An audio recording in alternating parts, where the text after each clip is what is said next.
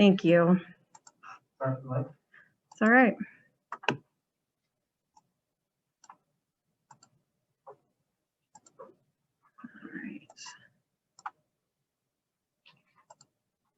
Okay. So again, if anyone has any questions as we go through, just give me a sign and I will mute so you can ask. Before we get going, typically in an assessment executive summary, we would go through a lot of data, but we are very limited on what we have available to us because we didn't do state testing last year. So we are focusing on NWA, and I had requested that we delay this workshop so that we would have enough time in grades K through 8 at least to administer our second benchmark this year, so we could do some comparison data, see how our kids are growing, how they are improving. And so I'm excited to share that with you. So just a little bit of background information about NWA. This is an assessment that we give in grades K through 8. Reading and math in all of those grade levels. I'm sorry, we also give this in grades 9 through 10. And then we also do science in grades 3 through 8 as a way to build some data around the science assessment that our students take on the MAP, the state required assessment in grades 5 and 8. NWA is not a standardized test, it is an adaptive test. And what that means is when a student logs in for the first time, they're going to get a question that is aligned to the Missouri state standards at their grade level. And depending on how they respond to that question, the system will give them another one. If they answer it correctly, it's going to give them another question that's a little bit more difficult. If they answer it incorrectly, it's going to back down and try to move them back up. So in any of these assessments, our students have 45 to 55 questions that they respond to. And when the test is complete, they found that spot where they are right in between getting them correct and getting them wrong, and that identifies their level. That level is reported in a Writ Score. And Writ is a measurement that is used by this company exclusively. So they've been in business for about 45 years, and all they do is this assessment. So they have been writing assessments for all that time and focus all of their research and energy into this assessment. They are a nonprofit, by the way.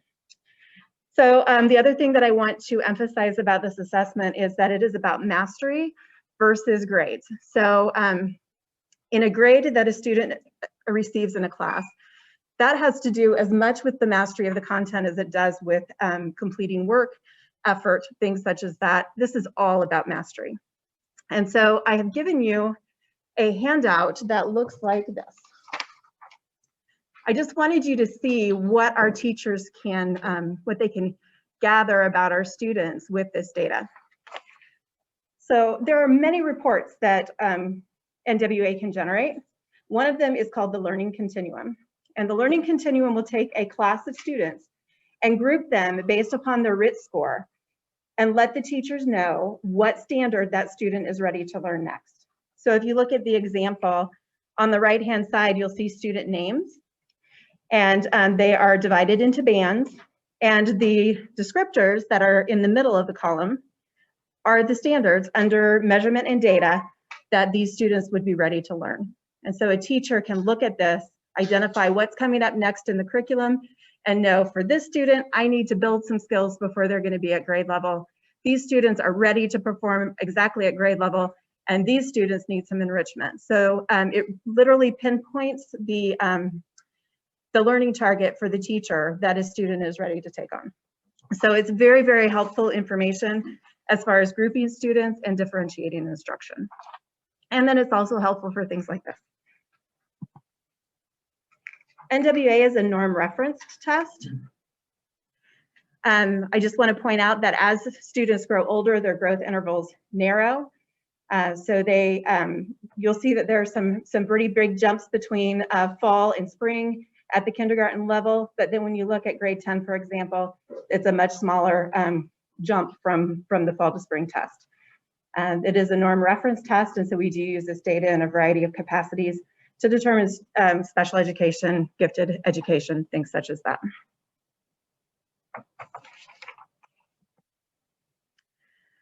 So going into this analysis, knowing that it was going to be different than what we've seen in years past, I really sat down and thought about what data would help us determine if our students started where we typically would start and if they grew like they typically would grow. And so for grades K through 8, we have been giving this assessment for 5 years. We added 9th grade the year after we started, and then 10th grade the year after that. So we kind of graduated the high school grade levels in. And so for most grade levels, we have 5 years worth of data. So what I did is I took the local average score for each testing period for fall and winter. We don't test everyone in the spring because we do map testing in the spring and it's just too much. So other than reading, which we use that score to determine if a student may need reading resource help, in grades 3 through 8, we do not give the NWA in the spring. So fall and winter are our 2 common data points.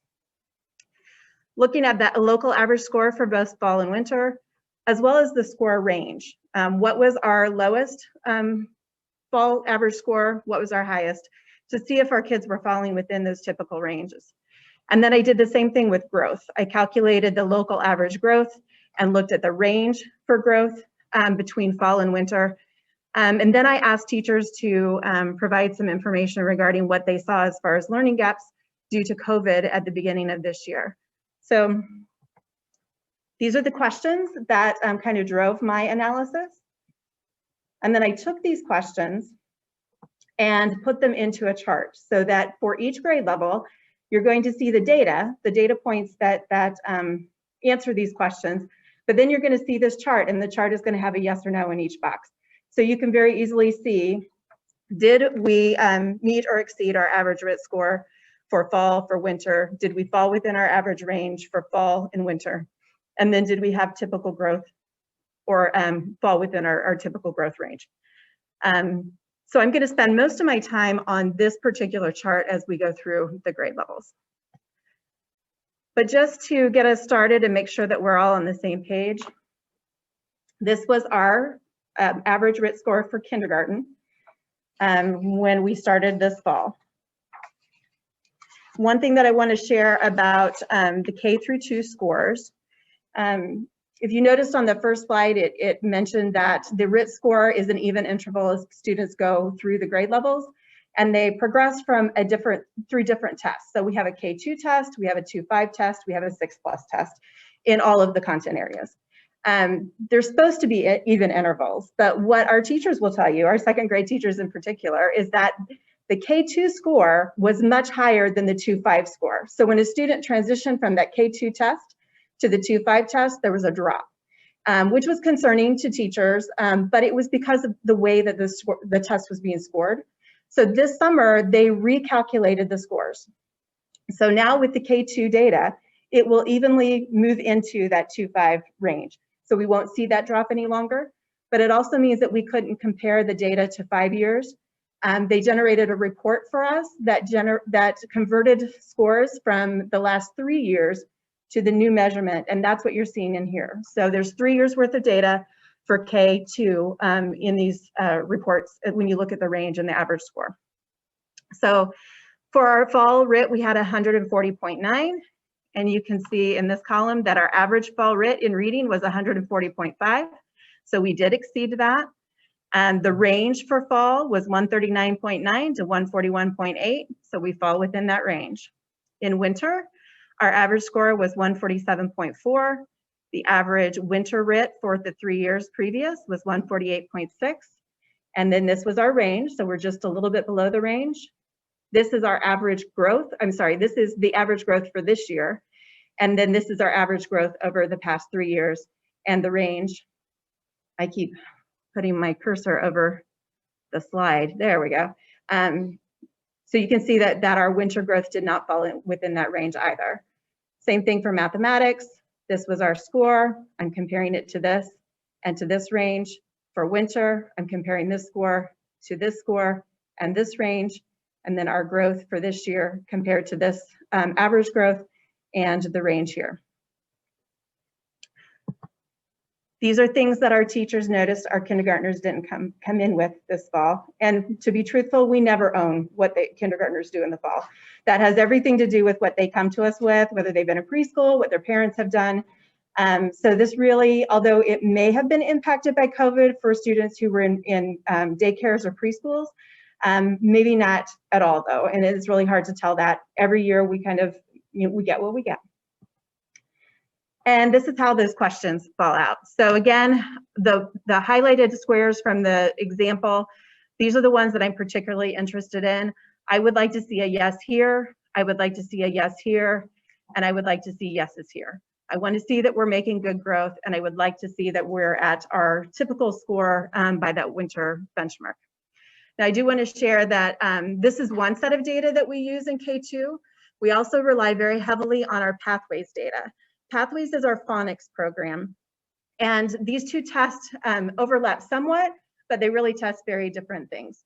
So our Phonics program is going to be very specific on letter sounds, such as consonants, long vowels, short vowels, blends. When these two letters are together, do I know what sound they make? So that kids can decode and actually read text.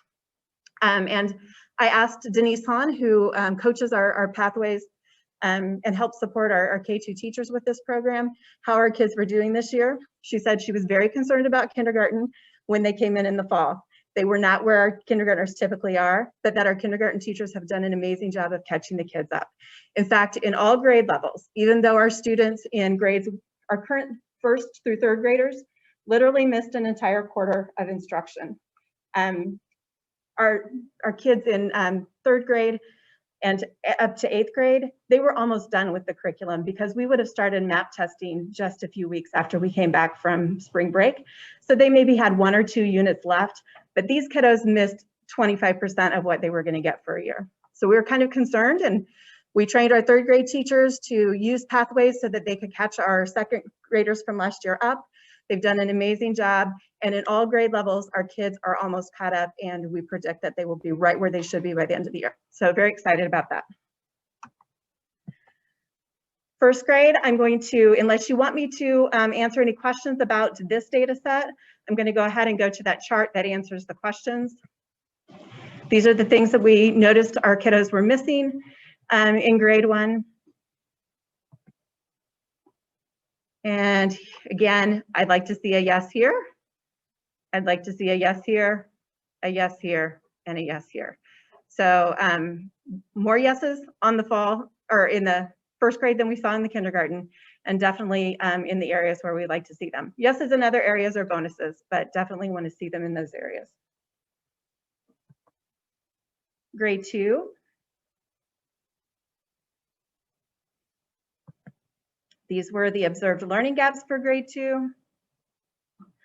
A pretty common theme in reading is that our kids lost their stamina. So they were not able to sit and read or write for a long period of time. And so you're going to see that through the grade levels in the English language arts column. And in the math, it tended to be more a specific skill that they seemed to be lacking that was needed at the beginning of the school year, more than it was stamina or anything like that. Very proud of 2nd grade.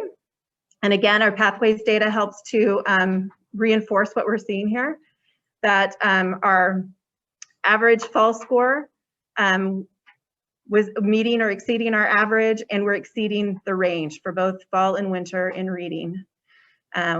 We are within the range for winter mathematics. And not only are we meeting or exceeding our local average growth in both reading and math, but we are exceeding the range in mathematics in 2nd grade as well.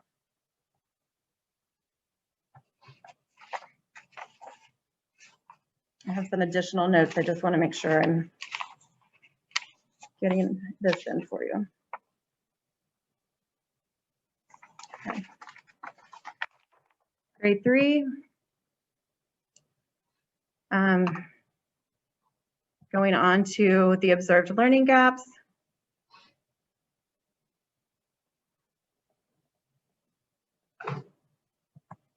And then in our chart, again, we are meeting or exceeding the local average RIT both in fall and winter for reading. We fall within the average RIT score range for fall and winter reading.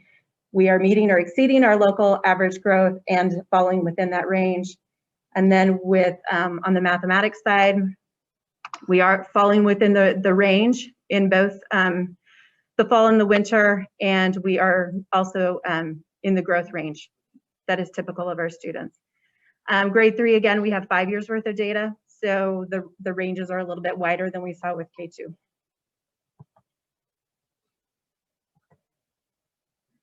There's another, stamina is missing, putting complete thoughts into writing, and then again with mathematics, some very specific skills that they missed toward the end of the year. But again, you'll see that we are within the local range for growth in both reading and math, and in our fall and winter reading, we are also within the range of our average Writ Score.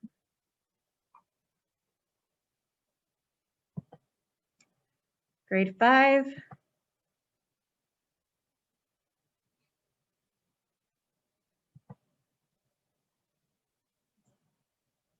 Again, in both reading and math, we are falling within the range of our local growth. We are meeting or exceeding our local average growth in mathematics. And for the winter benchmark in mathematics, we're within the average Writ Score range for our local data as well. Moving on to grade 6. Yes. Virtual kids take NWEA also. Did who? The virtual kids. Oh yeah, good question. So the question, if you didn't hear that at home, did the virtual kids take the NWEA? Yes. So I actually administered the NWEA to our virtual students in grades K through 6, so that the teachers didn't have to take class time. And then those that that didn't test with me, because sometimes they would sign up and they just wouldn't show up in the testing session, Dr. Hawkins caught them up. So and the only test that we let slide for the virtual kids was the science test if we really had trouble getting someone to log in and actually take the assessment. And then in grades 7 and 8, those students have a class time where they have virtual instruction, so they logged in with the teacher then during their class time and took the assessment. At the high school, it was done remotely for all students they did it on the 23rd, which was the end of quarter, so it was an early release. It was a Friday that had been converted to a virtual day, and so they used the morning to do that so that they weren't taking class time any other time during the week. So normally they wouldn't test that late at the high school. They would have tested much earlier in the semester, but it just made sense to not use up any class time on that assessment. In 6th grade, in reading, we are meeting and exceeding the local average growth, as well as falling in the range. In mathematics for winter, our average Writ Score falls within our local score range. And then for growth, we are meeting or exceeding our local average growth, and we've actually exceeded the range on that particular assessment. So NWEA actually did a study to see what was the impact of COVID on students. They test millions of kids across the country. There are some states that every student in the state takes this assessment. And what they found in the study was that in reading, kids pretty much held their own, that they didn't really lose reading skill. In math, it was different. In math, they saw that there was a slide, that there was a couple of points, Writ Score points difference in what you would typically see. And that's credited to those units that they didn't get to at the end of the year. In our data, we're not seeing that. We're pretty much holding our own in reading. There are some grade levels that are a little below others, but that's very typical.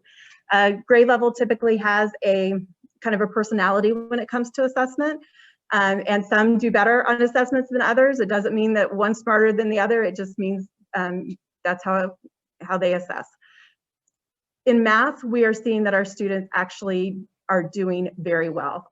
They did not have the slide that we saw in the national data, which is really encouraging. And I just want to remind the board that about a year ago, Annie and Susan, Annie Palmer, our literacy facilitator, and Susan Argotsinger, our math facilitator, presented on some of the things that they're doing regarding instruction.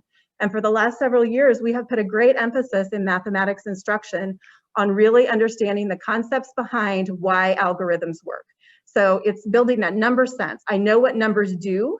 And so even if I don't remember the algorithm, I can figure this out because I have that knowledge. And I think that that has really paid off for us, that our students did not lose their mathematics knowledge like we saw their peers across the country. So kudos to our math teachers and to Susan for all the work that they've done there. Okay, 7th grade. This is one of our hybrid grade levels. And so I do want to go through this. In the fall, we were not quite where we would be in the average, and we were not within our range. For winter in reading, we're just a 0.1 away from the average winter Writ Score, but definitely within the range. Our growth this year was 4.0, where the average growth is 2.3. Oops, didn't mean to do that. And that exceeds our range. In mathematics, we were 223.9 for our average fall Writ for this year. Our average over the last 5 years is 223.3, definitely within the range. And then we were 228 for our winter Writ, just below the average winter Writ Score, definitely within the range. And our growth is pretty typical to what our average growth is and definitely falls within that range. These are the things that our teachers observed at the beginning of the year. In mathematics, there wasn't anything that they expected them to know that they didn't know. They predict that actually will come a little bit later in the year, but they'll catch them up on those foundational skills when they get to that content. Again, you'll see reading stamina and attention to detail as an issue for ELA. And so this is where we fall on the chart. I put asterisks next to these because they were really close, but they weren't quite there. So no is the correct answer. But you'll see in those areas where I want to see yeses, we've got yeses and we've got exceeds. So great growth. And our students ended up where we would like them to be, definitely for the winter scores. In 8th grade, we're just below our average fall Writ with our Writ Score for this fall. We do fall within the range. Winter 222.6, we're below our winter average as well, but we are within the range. Our growth is not what we typically would see, but I believe we're in the range there too. We'll see when we get to the next chart. 231.4 for our mathematics, above the average fall Writ. Same thing with winter, 234. Our average winter Writ is 229.8. Our growth is 2.6, which is 2 times higher than what we typically see. Definitely falls within the range. Here are the things that they were missing. We see a theme there with the lack of reading stamina. And when you look at this chart in mathematics, we're exceeding our average Writ Score for both fall and winter in mathematics. Growth for both reading and math, we are falling within the range. In math, meeting or exceeding our local average growth. And then you see a couple of other yeses there for reading as well for the fall and winter average Writ Score falling within the local score range. Just want to remind the board when we talked in the summer about the schedule for hybrid, we purposely, some districts when they have their 2 days per week, they're back to back. So it's Monday, Tuesday, and then they have the rest of the week off. Thursday, Friday, then they have the rest of the week at home. We purposely did ours so that our kids were seeing their teachers at the beginning of the week and the end of the week. And we did that because of research on learning and retention. It's called distributed practice. Our kids are going to retain more if they have an opportunity to learn, to practice it, question it, ask their teacher if they need help, learn something else, practice it, question it, learn something else. I feel like that schedule has really helped as far as the retention for our students. In your resources that I provided, Mr. Winterborg put together a report that shows the grade distribution. So Ian, at our last meeting, you had asked to see where we are with Fs in particular.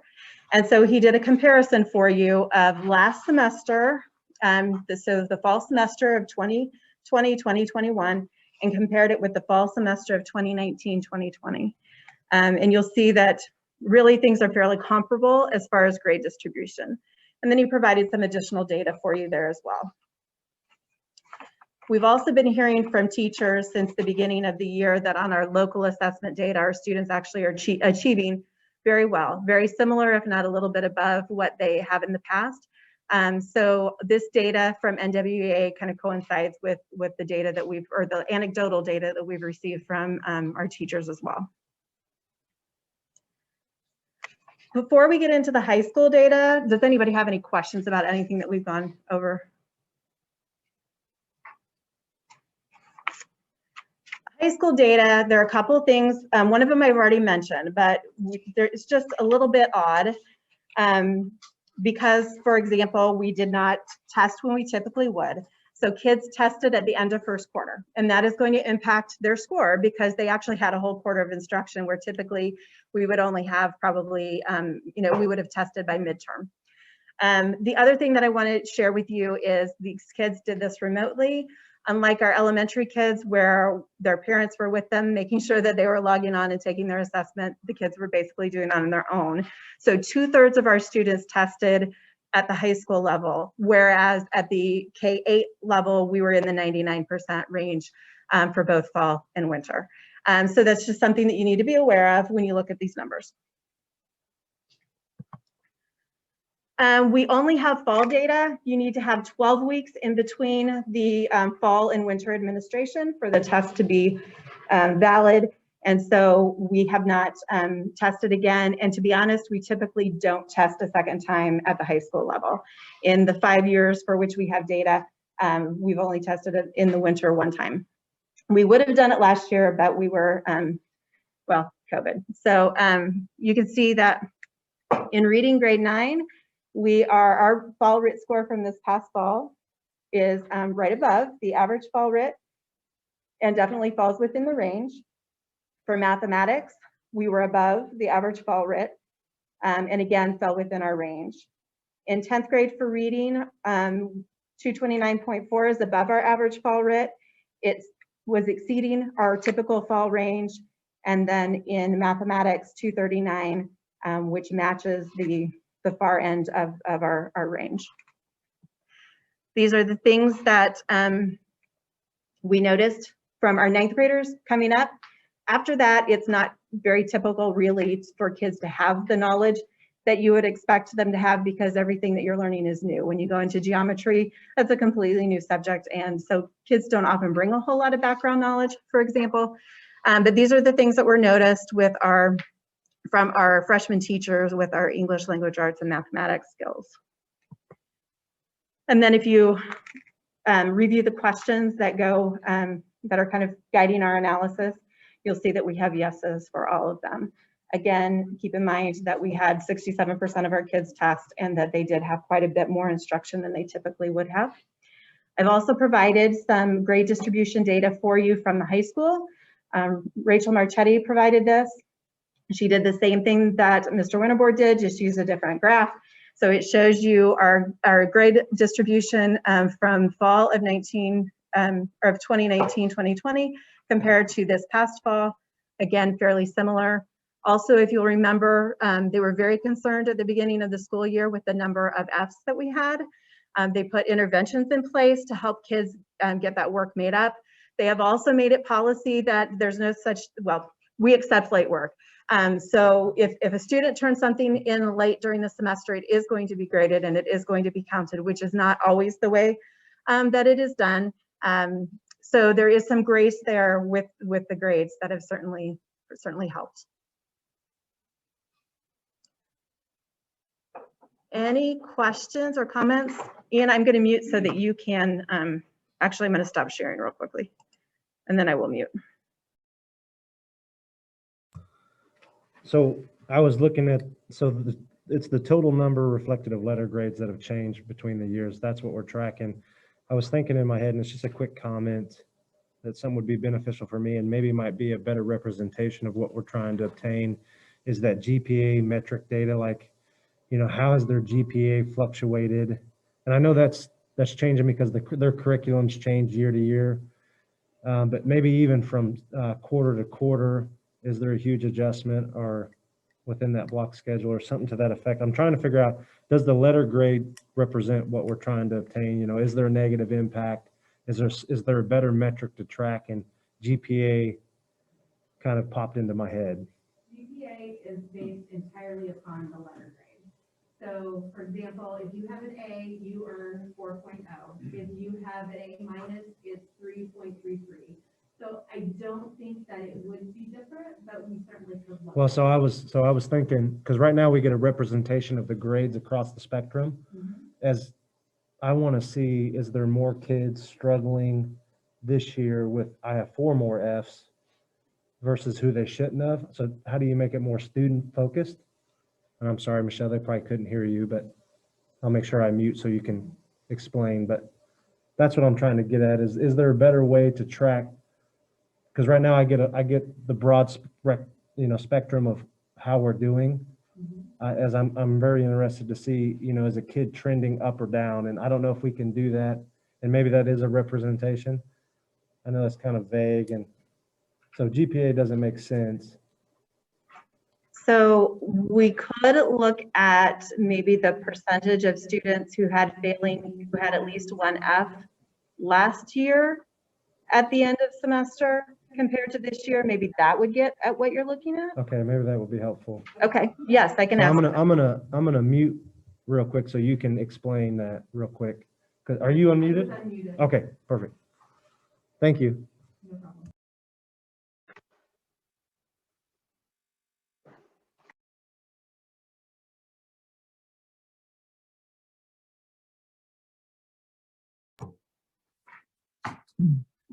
When we're looking at the Writ scores, especially when it came to the 9th and 10th grade, you were missing the box down below the percent growth. Can you explain why?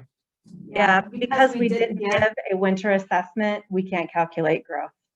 There needs to be 12 weeks in between, 12 weeks of instruction, and we hadn't had it by the time the middle school gave the assessment on January 21st and 22nd. And then I needed to get the data that following weekend. I think it would be another week before the high school can give it. Again, it's not something that they typically do. In all the years we've given it, they've only given the test in the winter 1 time. But I could certainly ask if you would like to see that growth data. But that's why it isn't provided, because we have not given a winter assessment.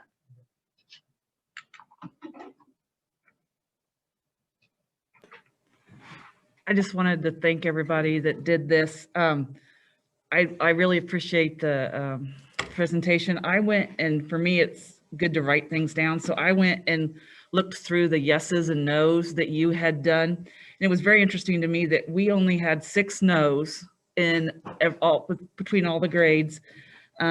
Reading, there was 4, math 2. And then in 7th through 10th, there was none. No nos. And that was interesting to me because that is the hybrid students that we have right now. So just to let everybody else know that I did look at that, and that was very interesting. And I appreciate the principals putting this grade distribution. That was very helpful to us. I think, you know, we got all this data at the beginning and it was all doom and gloom and we were having a lot of troubles, but this is really showing me that we put a lot of effort. The teachers have put tons of effort. The students have put tons of effort, and it's paying off. So thank you for everybody that put all that together. I just want to echo, Susan, that, you know, this really speaks to not only our teaching staff, our administrators, but also to just our community. One thing that those of us who have been in other districts, when we come to Smithville, one thing we really recognize is how much our community values education. And so this really speaks to, you know, the expectations that our families have for their kids. And that just makes our job so much easier.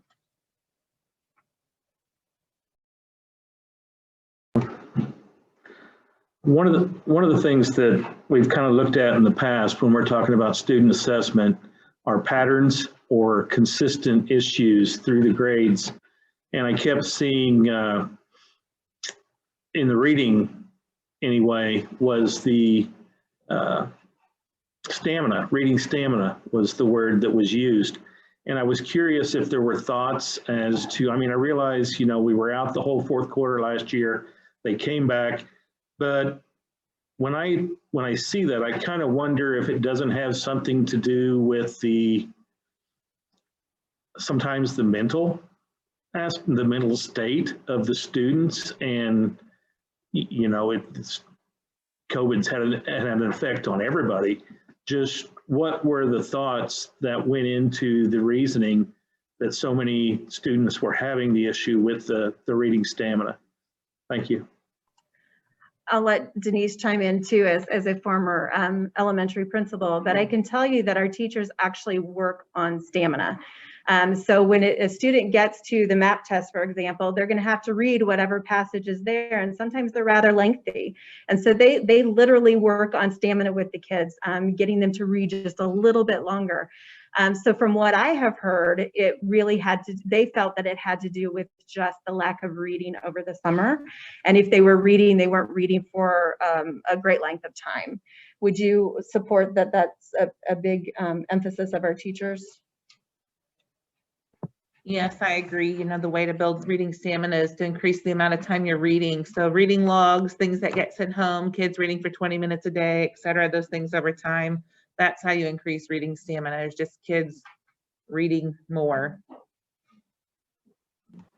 Now, that doesn't mean that it may not have something to do with just the mental stress of COVID, but I don't have anything specific that would support or negate that. Well, as a math person, it's always been one of the things, if you don't use it, you lose it. And I was wondering just what the thoughts were from the teachers on, and missing fourth quarter had that big of an impact on that reading stamina. So okay. It definitely had an impact in our current first through third grade students and just their phonics ability, because they had missed. And at that point, it hasn't become automatic to you. You're still learning and you're having to use the processes to decode. You know, when you become a fluent reader, you don't have to think about that anymore. It just happens, but they weren't there yet. And so we definitely saw it with our current first through third graders, a little bit of loss there. But again, I don't know if that would have to do with mental health or if it had to do with the length of time they were away from us. When they test these reading, these kids who are reading, how do they test? What's the process? Is it like you read in a certain amount of time, this is how much you can read, or is it read this and answer questions? It's the latter. They would read a passage and then answer questions related to that. And based upon their answers, not only do they see how students are doing based upon our standards, but they also can get a reading level as well. So we are able to get a Lexile for each student who is a reader based upon the NWA scores. So that's sort of like a comprehension thing. Lexile would be what your reading level is. So yes, it would have to do with comprehension. Okay. Michelle, I'll add to that too. As students are taking that test, you know, it keeps going if they're successful. And so, you know, it depends on their background knowledge, what their experience with the text is, if it's a topic they're interested in, the vocabulary in it. You know, if kids are highly distractible, that affects their stamina as well. So it's reading for periods of time without distraction and being able to comprehend then what the text is saying. So all those factors play into that.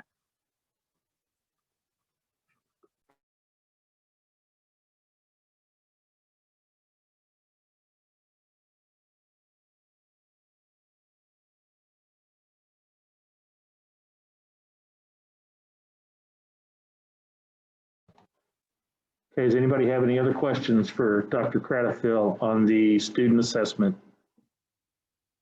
Go ahead, Scott. There you go. You said in your presentation about 2/3 of the high school students recorded taking the test. At least a third that didn't. Correct.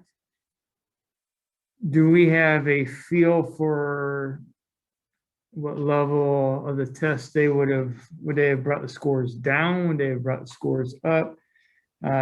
Just a gut feeling, if I don't have the wherewithal or even the concern to take the test, I'm probably not going to be one of the ones that perform well on the test, which so logically thinking would have been, had they been in the classroom, that would have dropped those scores down. Well, there are also students on the other end of the spectrum. Hate this test just as much. So, you know, I could actually, I could go through, I have the names of the students who tested. I could compare to the previous year when probably all of them did test. It would take me a little bit of time, but I could do better than guess on that if you would like me to. I think if we're going to use the statistics to be fair, that Well, and that is why I provided the extra information about the timing, because that also would have an impact. But yes, because there were a significant number of students who chose not to participate, that definitely impacts it as well. But yeah, I can take a look for the students who have tested in the past and see if I can give you a better prediction than a guess.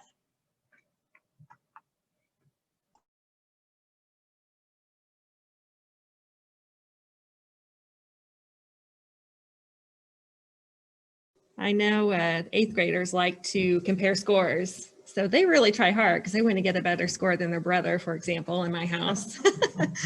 But they do compare with their friends. So I'm wondering if different grade levels, like my 6th grader, 7th grader, he doesn't even notice the score at the end of the test. But I think some of the kids really try hard. I'm sure some don't put much effort into it at all. And many of our teachers use the scores for goal setting. And so when it's important and discussed with the teacher, then it gains importance with the student. You know, at the high school level, our kids care about the Algebra 1 EOC and the ACT test. And I really think those are because they have value to them. The Algebra 1 EOC can get them an A+ scholarship, and ACT is important for getting into college and getting scholarships. So there is an incentive on those 2 assessments. The others, I'm not sure they care all that much about. And then there's always the student who, no matter what, is going to do their best. Because that's just the kid that they are, and they always want to put forth their best effort. But there seems to be a definite diminishing of importance once you get to the high school.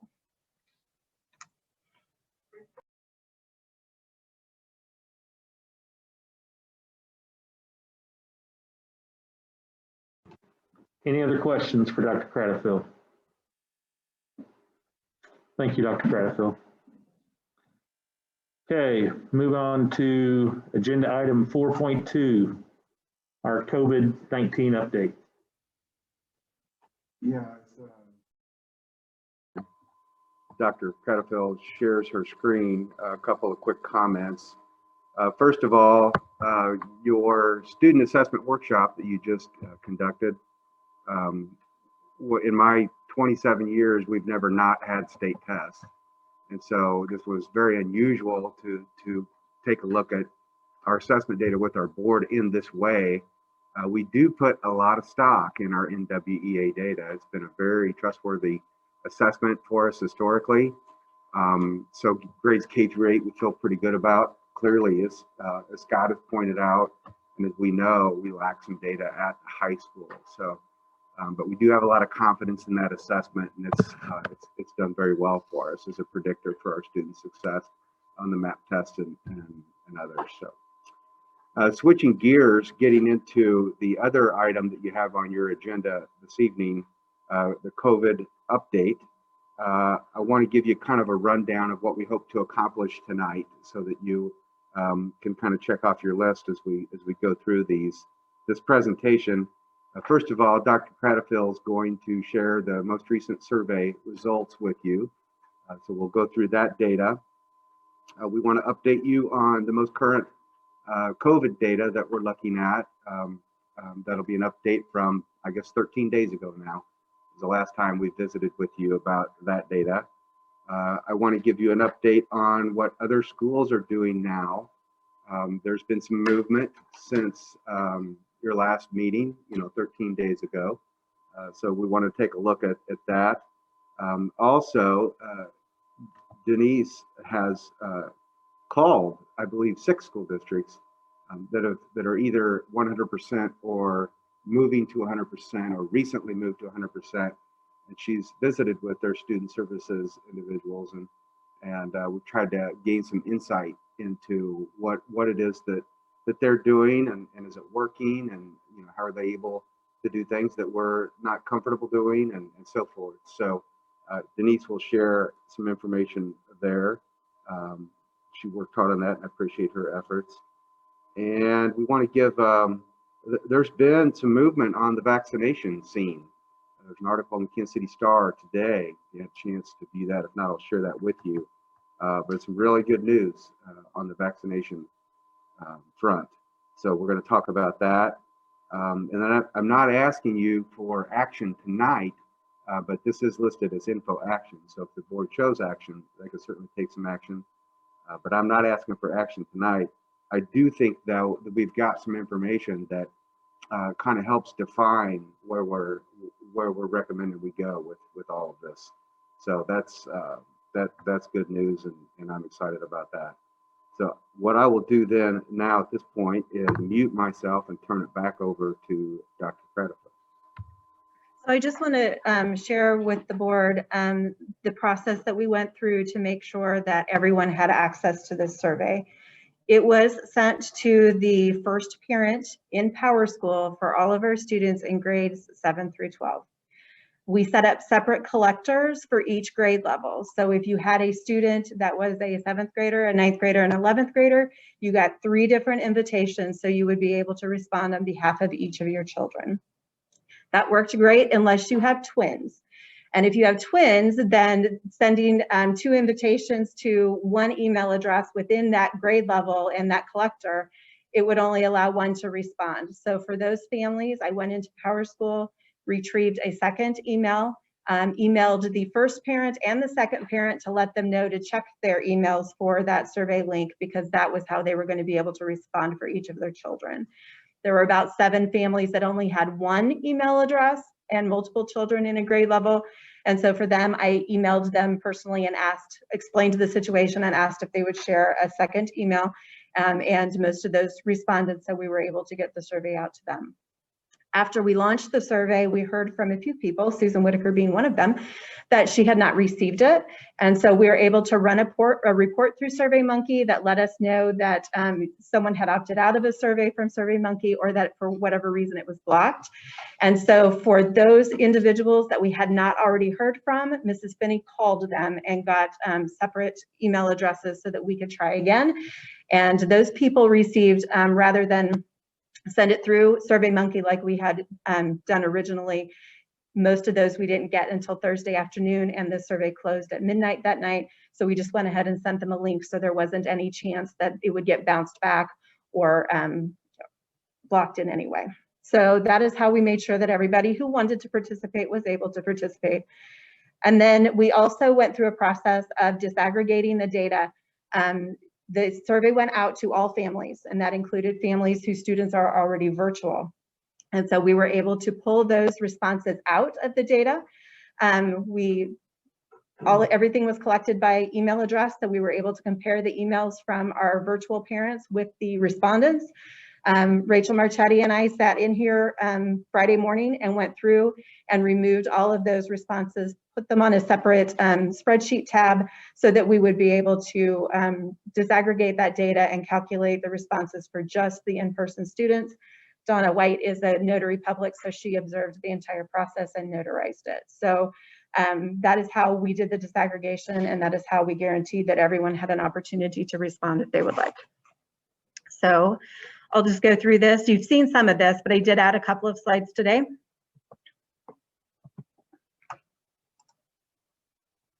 This is all parents regarding whether they preferred the current hybrid schedule or 100%.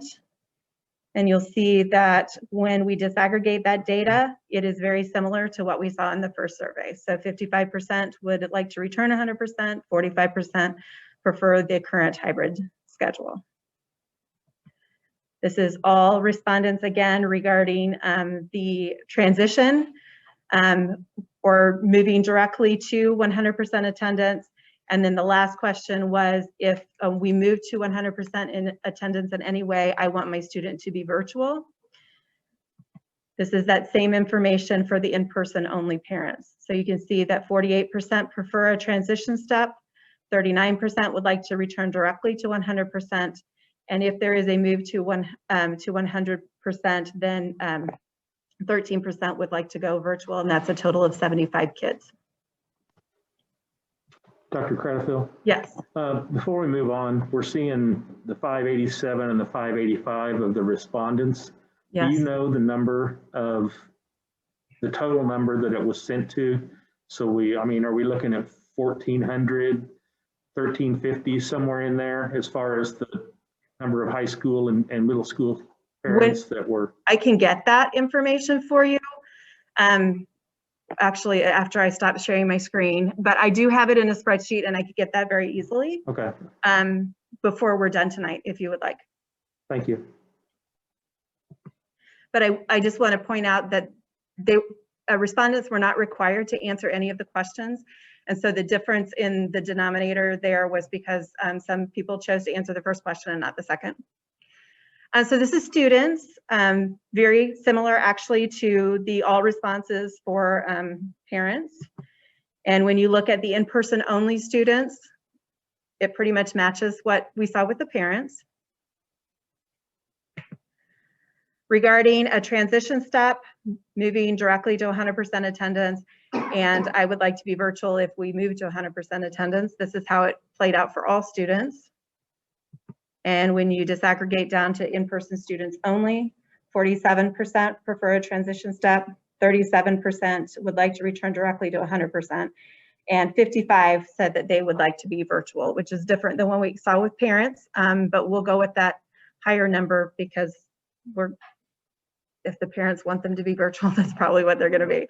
I'm teaching a virtual class right now, and I can tell you most of my students that I've spoken to in the last week want to come back in the fall and not be virtual anymore. They really would prefer to be here, but it's not their choice. So this is staff. There's no disaggregation here. So 76% like the current hybrid and 24% would like to come back 100%. 75% would like a transition step if we do make a move to 100% attendance. And then there was one additional question for the staff, and it was about, how would you describe yourself regarding getting a vaccine, not getting a vaccine, what schedule we use. And so we just asked them to identify which one best described them. And you can see the breakout there.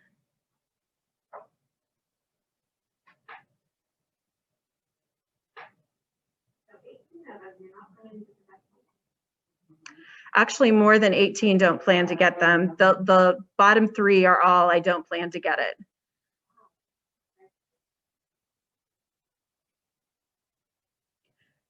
And that's different than the data that we saw because this was only the middle school and the high school staff that responded, whereas the overall data that we reported, 83% wanting to be vaccinated, that included our elementaries, our maintenance, our district office, everybody. That top line, that's teachers or folks that will want to get. Sorry about that. A little bit.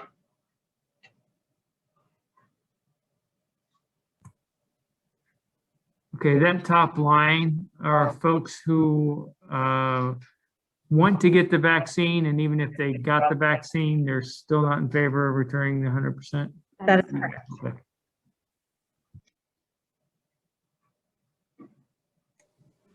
So Dr. Cradfield, I think, and maybe I did a poor job of representing this last time we met, but for me, where we missed a crucial data point was comparing our current schedule to the next step plan and what the engagement from the community and staff would have been.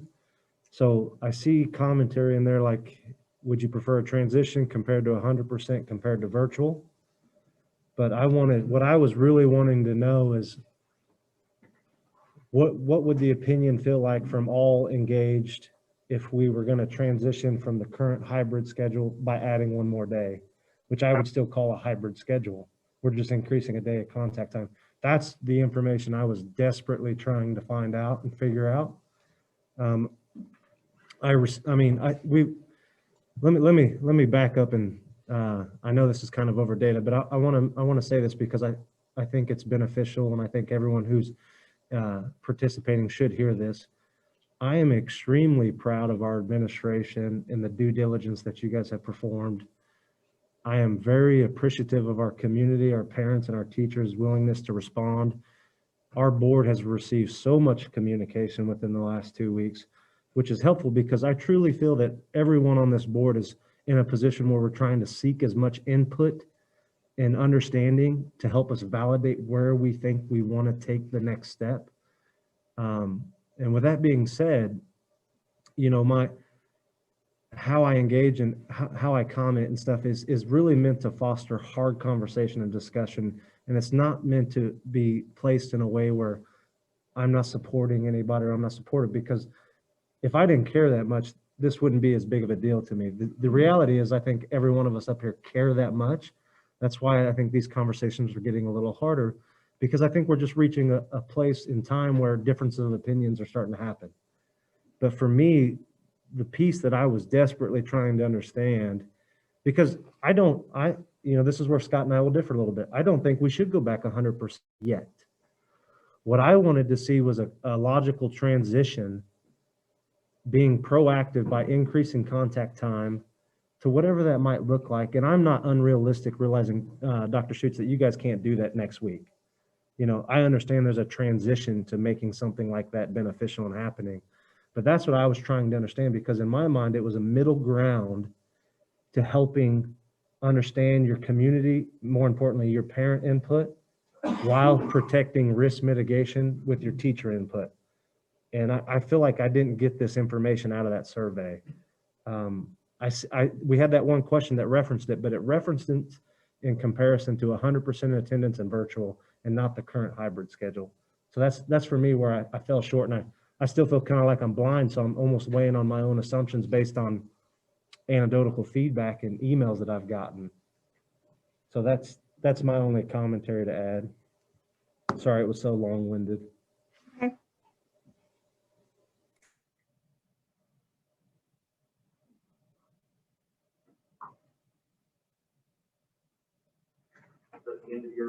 That's the end of my part, unless there are other comments about the survey. Any other questions for Dr. Cradfield on the most recent survey and the data that was taken from that?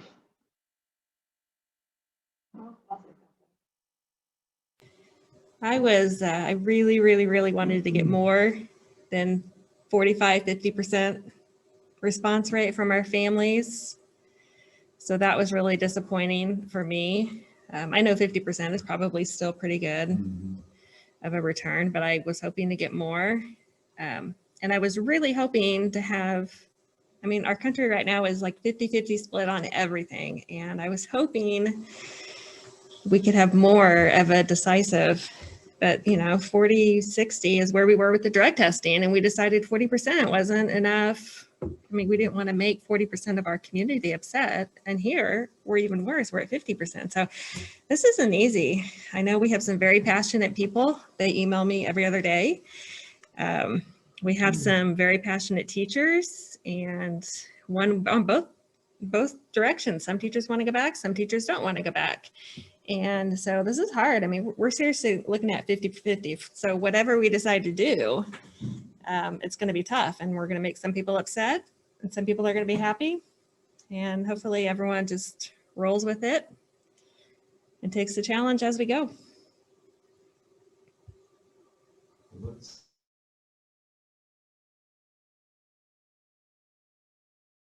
If it's all right, we can dig into the current data, and I think that will help guide your discussion and your questions if you want to go ahead and move forward. So, Michelle, if you want to click to the next slide, and Denise.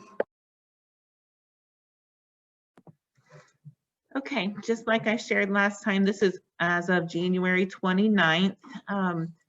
The Clay County Health Department shares a school incident rate sheet with us. And so this is the current data for us 2 weeks after our last meeting. You can see the high school is still in red, which means their incident rates are close to the county's rates. And so they're still monitoring the high school. Every other building is at yellow, so those are approaching the county level.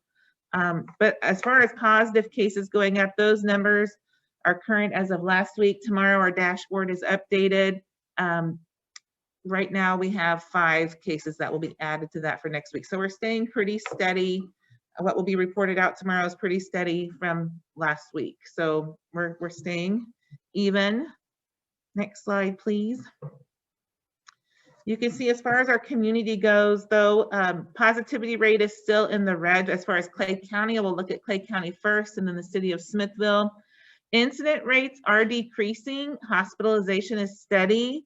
We're doing well mitigating the risk in our schools by wearing masks and social distancing, making sure we're using proper hand hygiene and also cleaning. So that's why that's in green.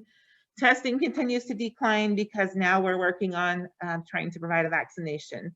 You can see though the city of Smithville data, that is concerning. The health director, Gary Zabarak, he spoke with Dr. Schutz, and that's the area of concern, is that you can see January 10th through the 23rd, Smithville had its highest incidence rates, had the highest incident rates for the whole county. And you can see that, and that's red. And he said that means the virus is not controlled within our community. And that is one of the key measures that the county has consistently relied on as an indicator of whether things should open up more or not. And so although you can see things in the whole county getting better, our city of Smithville is still red. And so that's an area that they said is still of concern. Yep. Okay, so what are our neighbors doing in the metro? So as I said, we have had some movement since our last meeting. We know that Green Valley has started 100% as of January 25th, so they have made a move. St. Joseph has returned to 100% in person. That happened on January 14th.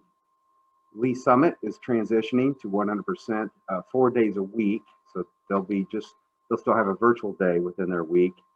That happens the week of February 8th. Blue Springs has transitioned from 5 days, 100% to 4. So they've added a virtual day to their schedule. Harrisonville has been 100% since the first day, and they are 5 days a week. And Belton has been 100% since the first day, and they are 5 days a week as well.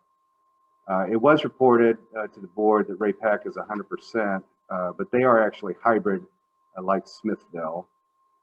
We know that from news reports, KCPS has reported they're going to return to 100% in mid-March after their teachers are vaccinated. And Dr. Bedell in Kansas City Public Schools has been very clear that the teachers are not vaccinated. By that time, they will not be returning.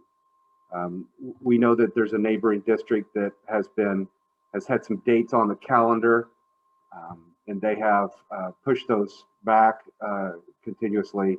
And that district has decided to quit putting dates on the calendar. But what they've decided to do instead is for the board to meet every couple of weeks, because that it's a good time frame for data, to look at data. Things change within a couple of weeks. So that's what that district is doing. Michelle? And so, as I mentioned, Mrs. Harwood has made phone calls to those districts that are in the 100% schedule, and she's learned a thing or two, so I'm going to let her share that. Okay, you have a resource in front of you that I compiled all of my information on, but the key points that I've taken away from that is all the schools have mitigation measures in place. So much like us, masks are required, but social distancing is a challenge. One of those districts said they have to do business as usual because they just cannot socially distance enough. And because they recently opened, they just quarantined more students in 1 day than they had in a 5-day total of going back. So that was alarming to them, but they're just getting started with that. So not sure how that trend will continue or not. Most students in grades 7 through 12 eat in classrooms or satellite locations to ensure distancing, which means supervision is something that they have to take into account because they're no longer just in one space. Most other districts kept a 14-day quarantine. Cass County, Jackson County, especially those counties, have not given the option. So they're very strict on the 14-day quarantine, where we have taken ours down to 10 days. Those that did have the option to return to 100% later in the year found that it was hard on staff, because if they had moved from one schedule to another, that was a common factor. Most virtual programs are not offering electives, and some even have limited AP courses. So when we look at making a change to, if we would come back 100%, we'd have to think about our virtual students and what we can offer them. Some programs, like some districts, have just a virtual academy that there are teachers dedicated to just that. And others are doing both, like we have teachers doing both, or they might use Launch or Edgenuity. And those that are sharing, again, you just cannot offer the same things because there's just not enough people to go around. And so that's something that they had in common. Districts that have been in person 100% have had weeks that were hybrid or completely virtual, which has been hard on students and staff. You'll see one example in the document where a parent reported that it was kind of like whiplash because they were in person, then they had to go hybrid. Well, then they went virtual, then they went hybrid, and then they just kept going back and forth. And that was very challenging to keep track of and to keep your momentum and learning going. I asked what their tipping point was. For example, if you are 100%, what is that factor that would make you, move to virtual? Nobody had a set number. I think there was one school that had a set number, but everyone else said we just really watch if our numbers of positives would happen to go up, or numbers of quarantine, that we just can't sustain it. But most of them responded that it was a substitute shortage, which we have said as well. We really have to watch that. But that's common no matter what model you're in. Unless you're virtual, you'll have to watch for that substitute shortage. Districts have communicated with parents, staff, and students that things can change at any time. And so you'll see on all of their return plans, and just like we try to communicate that it all could change tomorrow, just depending. There's so many varying factors. So I hope you find that helpful, as we just, we were looking for any way to see if there was any information we could glean that would be helpful as we're trying to make our decisions. Michelle? Yeah, the vaccination update, as I mentioned, very good news in the Kansas City Star today about the rate of vaccinations and where we expect to be in the coming weeks. At your last meeting, I reported that the state of Missouri was receiving 50 to 60,000 doses a week. Now that's up to 76,000, which is obviously a significant increase. So that's good news. Starting this week, just over half of those doses are going to be going to select hospitals. So the decision has been made to divert the resources to the hospitals that can stand up some significant efforts, some mass vaccinations, if you will. So let's get it in the hands of those that can distribute it most efficiently and most quickly. So that's the effort here, and it's a wise decision, I believe, my personal opinion. But we have 5 area metro hospitals that are on that list, which is great news. In that article, it talks about a mass vaccination center for Clay County at Cerner, excuse me. So that's a part of the effort for Clay County. Liberty Hospital is big in that effort. So that's good news. More good news. Our health insurance pool has a clinic. We have a clinic in Blue Springs. It's all the way out in Blue Springs, so we don't access it very much here in Smithville for people in Smithville, but they do come to us to provide our flu shots. They come to us to provide our wellness visits, and they have been approved as a provider of the vaccination. So they're on the list to get doses as well. We have staff. We've encouraged staff to on the Clay County website to sign up. I'd like my vaccination. I want my vaccination. That information is being shared with these mass vaccination sites And so everybody knows that Michelle Prattville in Smithville, Missouri is on the list. She wants a shot. She needs a shot. So we still encourage our staff to do that.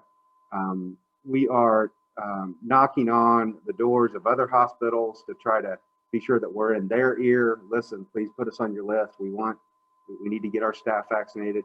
So my guess is what's going to end up happening here is we will have staff getting vaccinated from a lot of different sources.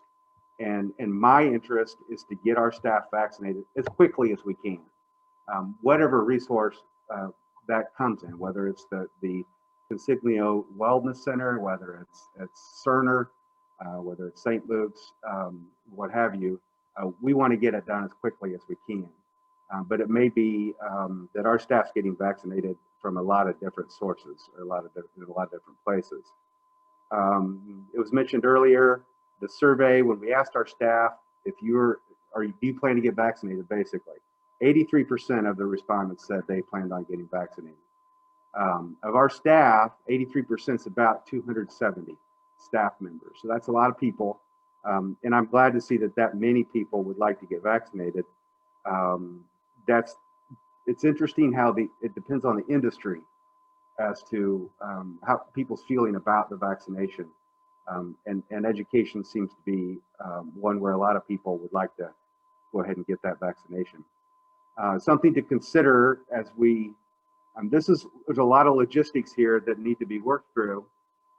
It is reported that the second shot, a lot of people feel ill, and they actually miss work because they're sick in bed from that second shot. I've heard as much as 2 or 3 days of people being ill. I've had a lot of conversations with healthcare workers that have had that second shot that ended up ill. Susan, have you had your second shot yet? Yeah, I did have my second shot. I did not have any symptoms. I've heard some that did, but I just had a sore arm. It evidently is very common, and I'm glad to hear that you did not have any symptoms. My wife did. Your wife did? Yeah. Okay. Yeah. The sore arm is a thing. From being on the board for St. Luke's, I did have the opportunity to get the vaccine. I've had the first shot, and it was very sore. It felt like a tetanus shot. You know how sore your arm gets after a tetanus shot. So that's what it felt like to me. Maybe not quite that bad, but anyway, so there's consideration for our staff getting vaccinated in waves, so that we don't have like an entire grade level at one school out at the same time, or one school hit really hard at the same time.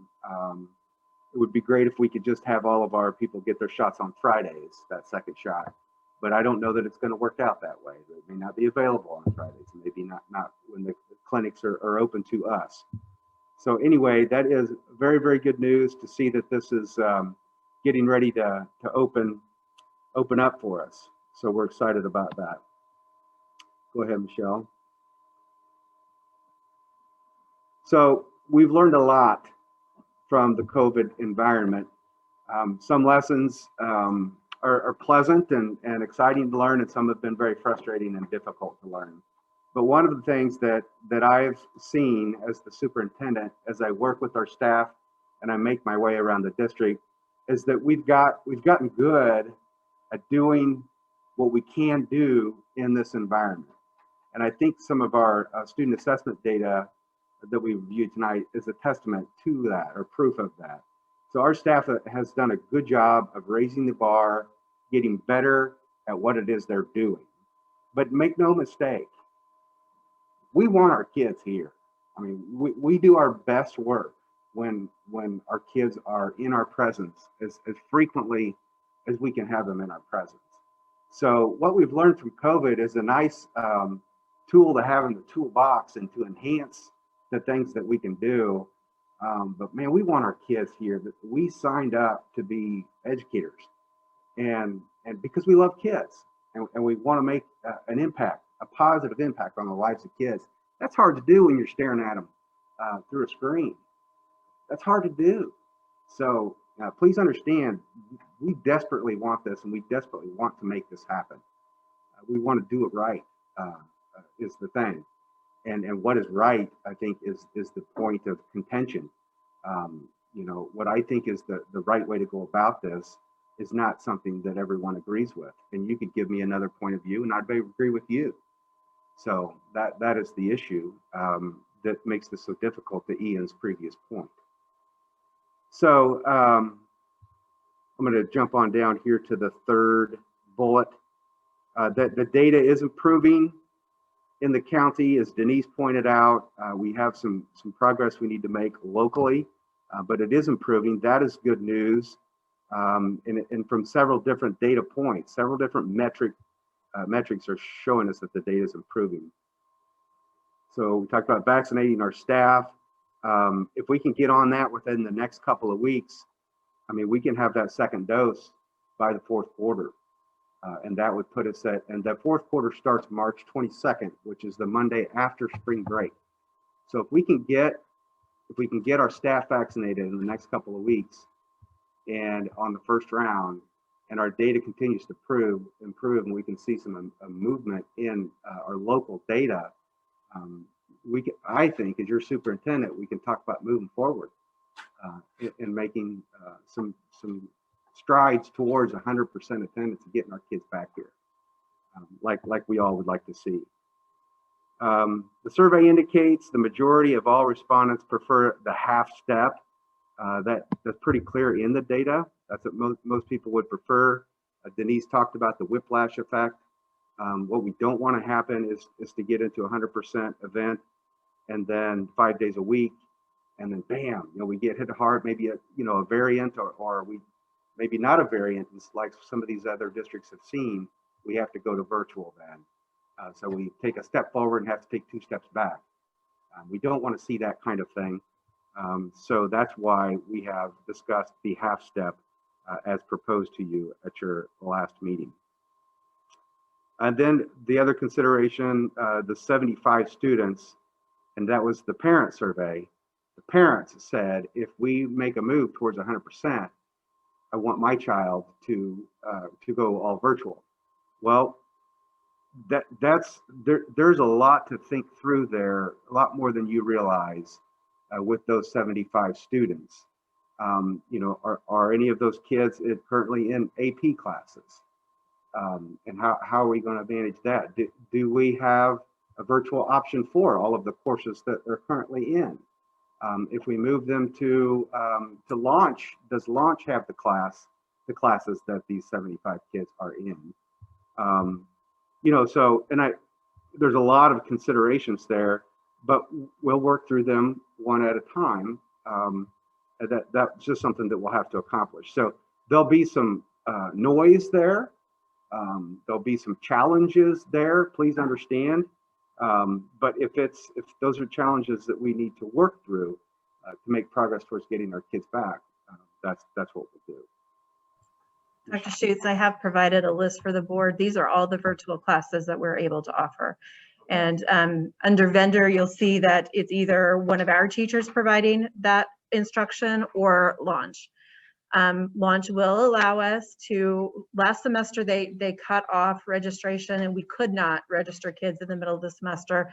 This semester they've got things figured out a little bit better, and they would allow us to transfer students in with a transfer grade, which means that the kids would not have to do the work that they had missed in the Launch class at the point where they transferred. Their transfer grade would be used for all of those assignments, and then they would just pick up where the other students in that course were with Launch. But we do not have every course that is offered at Smithville High School, not even close. So just a consideration. Some students would have partial credits. There would be things, perhaps like Dr. Schutz said, a dual credit class or something that they had paid for that they would not be able to continue in. So just some things to consider. Dr. Schutz? Yes. Like, how much does Launch cost us? I mean, what is it? I assume, I don't really know, but is Launch like the virtual school system? Okay. So Launch is a virtual program offered by the Springfield Public Schools. And they have, in the last few years, they've really developed it. It's very robust compared to many others.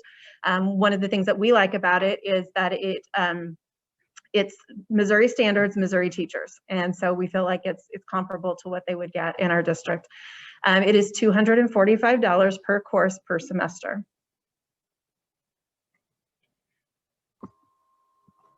So there would be some additional expense. Those expenses would be eligible for reimbursement. I hope so. Okay, yeah. So yeah, kind of wrapping up here. So what I'd like to do at this point is I would like to pull together some secondary administrators and teachers, people that would be implementing any kind of change and getting them involved in that conversation. Again, the model was thrown out to you, a model was thrown out to you your last meeting. That hadn't been vetted. We haven't sat down with teachers and talked about that. That needs to happen.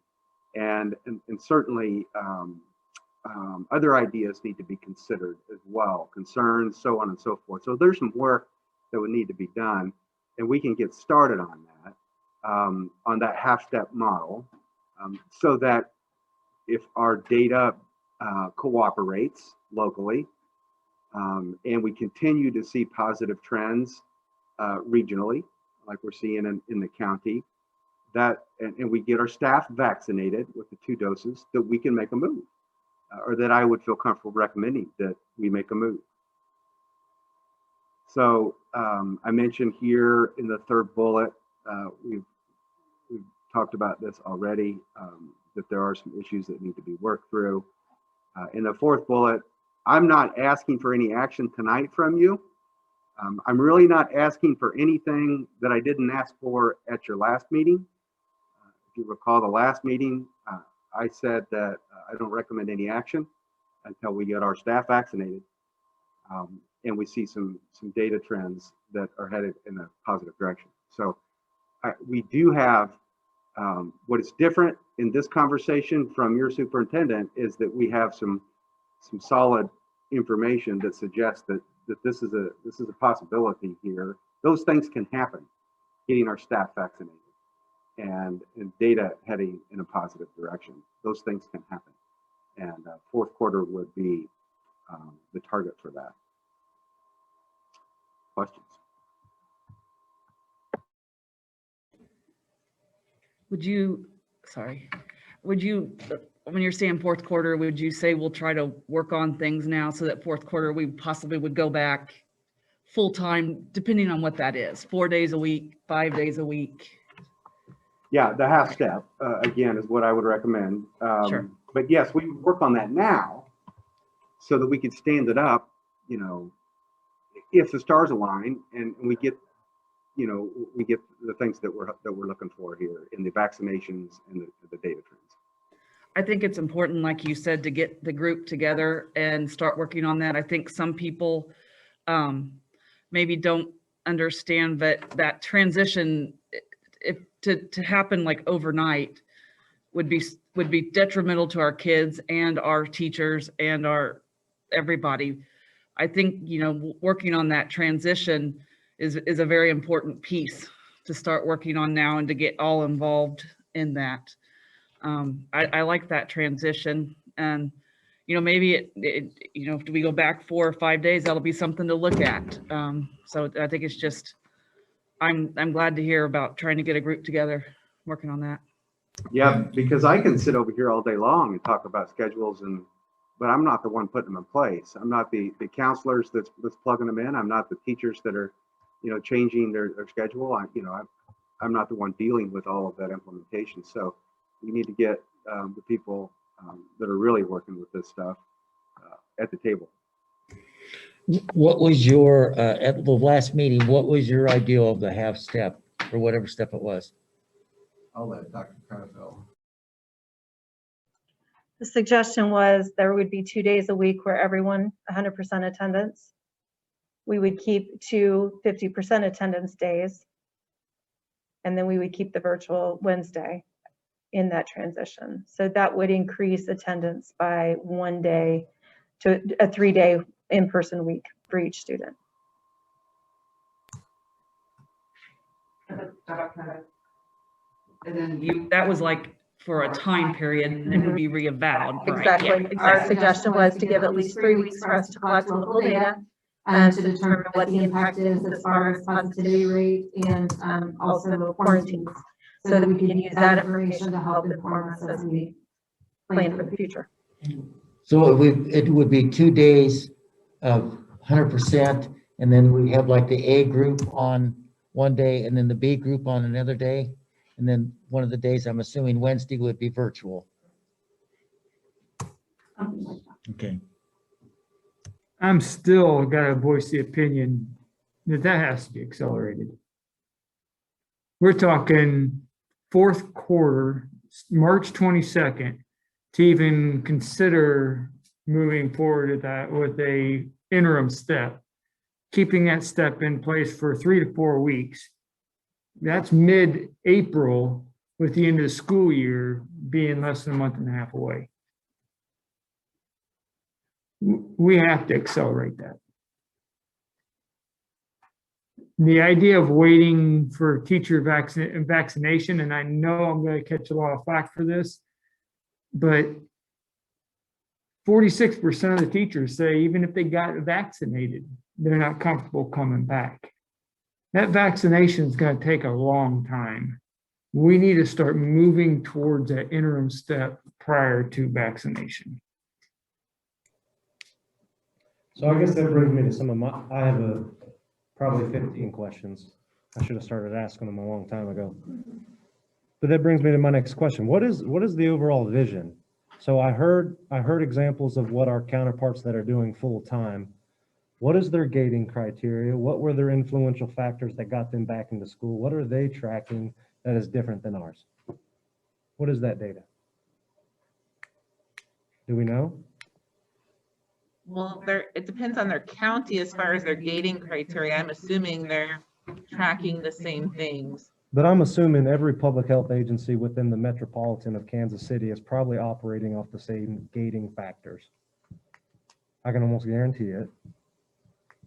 So I'm trying to understand, like, how did they come to the conclusion that this was the best direction based on the given information that we all have for their students and their faculty? Like, I'm trying to understand the distinction and the difference to help me make a decision, because I don't know. I see that we do have very large school districts back in session 5 days a week. I see that we have I would say a slim majority of parents who want to see us go to 100-step or see us increase contact time. You know, I see the risk data that Smithville's trending upwards. I would ask, what demographic age range does that sit in, right? Is that an older, aged population through nursing home because we had an outbreak there? Is it a teenage population because we have a lot of students not in school? I want to know that.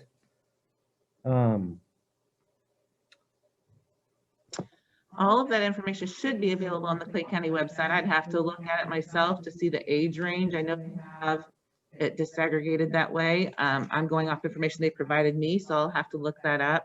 As far as the other schools go, I can answer that, out of these 6 schools, I mean, the rest, are not back, but these 6 that are, they said it wasn't easy. They said no matter what decision we make, it's not going to be the right one. I mean, that was a kind of a common factor, that it's been very challenging for boards. In some districts, boards been against what administrators wanted, and other ones, they really struggled through it just like we are trying to make a decision. So as far as what were the exact key things that made the decision, I don't have that answer for you. Because the other thing I think about is, and I think I know the answer due to the limited information and the way Dr. Hawkins shared it, but with the vaccine, are we still required to quarantine? I think right now the answer is yes, because they don't know how the virus will shed itself prolonged periods. So I get that. So we'll still have quarantine impacts. So it gets back to my next question. 40% of our teachers say they're not comfortable going back 100%. We want to say this, we make a small adjustment, everyone gets vaccinated. What is the big vision? What is 100% attendance look like, and when is it a reality? What is that criteria? I don't know what it is. I can't help us lead us that way. I am with Scott. I do not want to see us sit idly by when we could have made a proactive it's a progressive step, and it does come with increased risk. I totally understand that. And I hear the teachers' concerns and perspectives. But I also have to weigh that against the community and parent perspective who pays for a service that we provide. And to me, they're asking, can we make a step? And I have a hard time understanding, and I guess maybe you guys will be able to help me with the various hybrid schedules that are out there. Maybe a hybrid schedule is considered 3 contact days a week, right? Are we at the right hybrid schedule? Your next step is a variation, it's a hybrid schedule. It's just an increased day of a hybrid schedule. Well, is that the right step for us?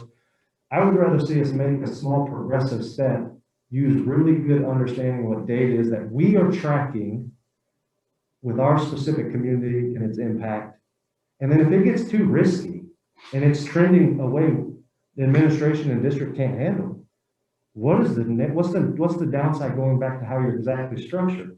Now, then you could argue, well, there's process changes and all those things will happen.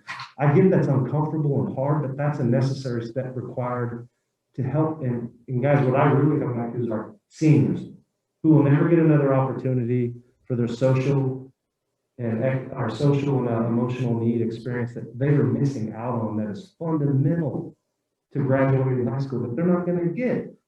So as our current track, we're going to give them a month of it, maybe, depending on external factors that we have no control over. We hope vaccines get here. I've worked in public health during influenza. We set up pods and max vaccine stations. Those timelines get stretched, right? So I don't want to see us miss an opportunity when I don't see what the downside is. Now, you could argue there's increased staffing risk by doing an extra contact day. Totally understand. I totally understand.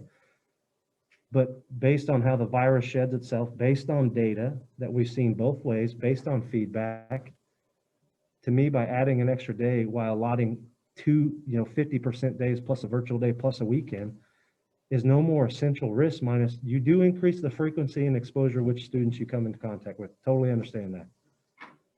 But you do that when you walk through the grocery store. You do that when you sit down at a restaurant. And to me, it's a progressive step. And you guys, this is the last time I'll work on it. I would rather see us take action. And Dr. Schutz, I totally fundamentally understand there's a transition, buy-in. How do we do this from a process standpoint, feedback gathering that you guys would have to do? But I would rather see us take that progressive step with an end date in mind on when we can initiate this baby step to gain better insight instead of waiting on comparative data or judging a district that's 5 days a week, and that might not be a good fit for us. But that's my last 2 cents that I'll throw in. If we just sit and go by the red, yellow, green.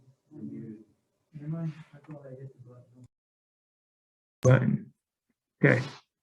If we just go by the red, yellow, green data from the county, that red, yellow, green data is the percent of the infection rate within the schools compared to that of the community. Red simply means that you're within 10% of what that is of the community. The infection rate inside our school isn't any different than what you would go if you were to go downtown, go to the grocery store. Your chances and the odds are no different. So I think those numbers are misleading. And on top of that, as the community numbers go down, obviously the percentage is going to go down in the school. So as they go down, the number of infections in a school has to go down in a greater proportion for us to get out of the red.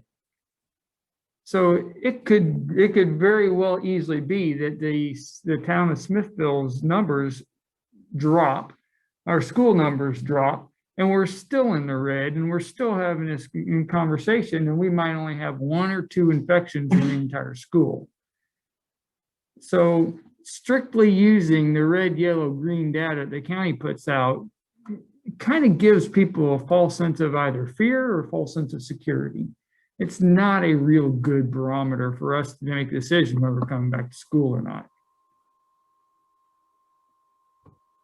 Yeah, I agree with you, Scott. I don't think we're not going to put all our eggs in that basket. That would not be wise. There's a lot of data points to consider. And, that can be a struggle to work with. But when we have those, what concerns me is the rate in our community in the city of Smithville, in the 64089 zip code. That number scares me.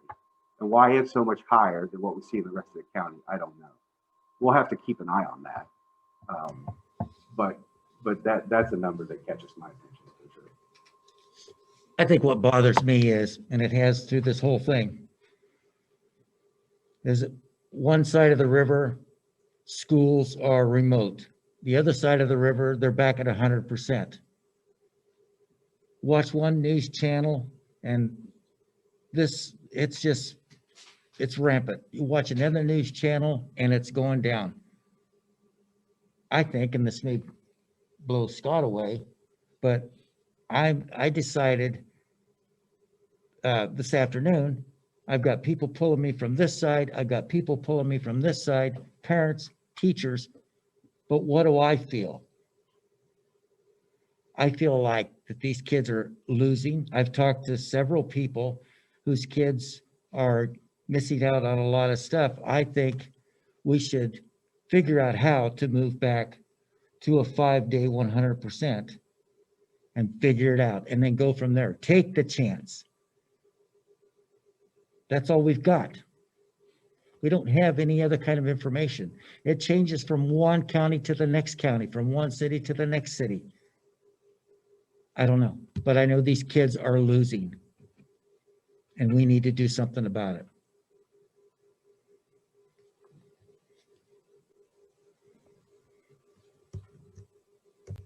Ian, I have your data you asked for. If you want to know the numbers.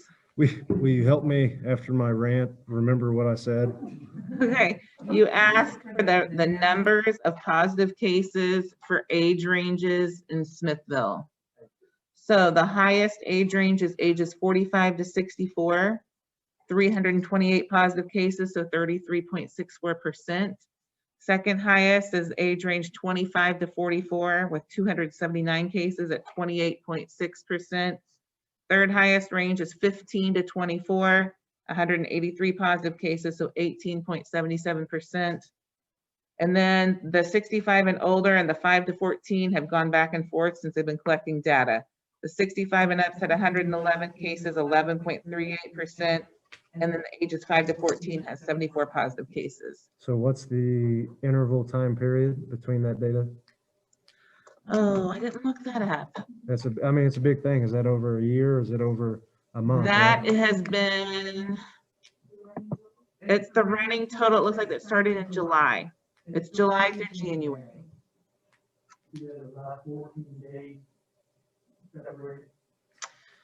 It doesn't on here. And matter of fact, it shows in January. Here real quick. In January, the number of cases were 170, but it doesn't break it down by those age groups.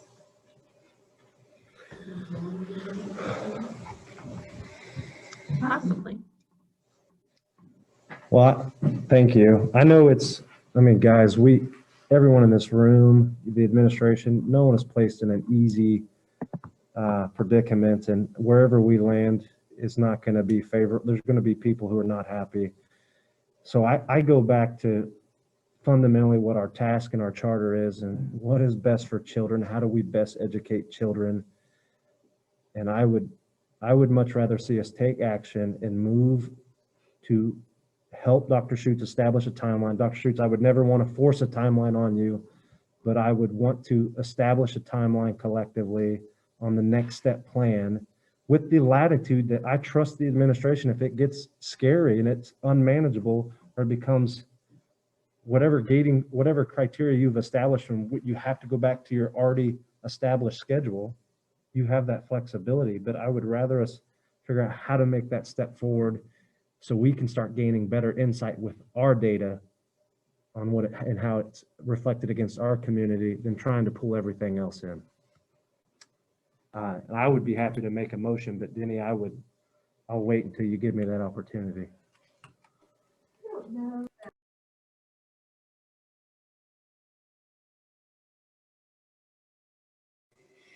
I don't know that a motion is necessary. I don't know that that is the position we started this year off when we started doing COVID. Remind me what we decided. We were going to let the administration make the decision with our blessing, or I don't know if it's really our job to do the day-to-day managing. And I'm just thinking out loud here. What And is I our would- role, Denny? What's our role, Denny? Well, I will tell you that I've reached out to a couple of former board members because we are in unprecedented times. No Board of Education in the Smithville School District's ever been through anything like this. There have been situations, but it's never been to where it's keeping kids out of school. The thing I was reminded of by the two former board members that I talked to was that the board is a governing body. We are here to set policy, to enforce policy, and the actual only person that we have any control over is the superintendent himself. We evaluate the superintendent. We don't evaluate anybody else in the district. We approve policy. We approve hiring, legal personnel, different things like that. So for us to make a motion, we can, in my opinion, give our opinions, but that's all we're doing, just like the majority of the emails that we received over the past 2 or 3 weeks is, it's kind of like, when all this started, we made the determination amongst ourselves that we would not go into the schools. We would not be a part, we've canceled our visits. We will not go into the schools. Because remember, there are 7 of us. And even though we each have an individual opinion, we vote as a board unless there's one of us not here or somebody abstains.